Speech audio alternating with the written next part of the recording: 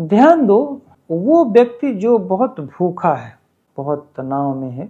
कुछ व्यक्ति होते हैं बहुत म्यूजिक सुनते हैं, कुछ लोग बहुत भावनाओं में बहते हैं, भावनाओं में थोड़ा इमोशनल हो गए, थोड़ा भक्ति भाव किया, बहुत खुश हो गए, प्रसन्न हो गए और फिर थोड़ी देर के बाद बहुत डाउन हो गए। कुछ वैसे ही जैसे कोई ड्रग लो और आप बहुत हाई मोड पर आ गए, सुपर मोड पे आ गए और फिर कुछ घंटों के बाद फिर से डाउन हो गए, डिप्रेशन मोड पे आ गए, ज़्यादा डिप्रेशन मोड पे चले गए।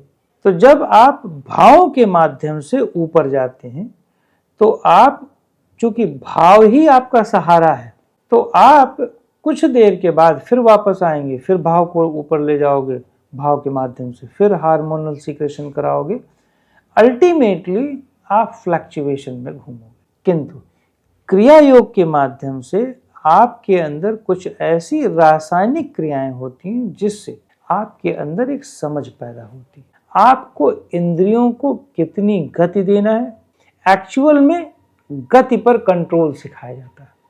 जो मैंने अभी तक समझा, क्रिया योग गति का विज्ञान है, एक ऐसी इंजीनियरिंग साइंस है जिसमें गति को नियंत्रित किया जाता है और गति को नियंत्रित जैसे ही किया जाता है, छिपी हुई शक्तियों को आप बहुत अच्छी तरह से समझ जाते हैं।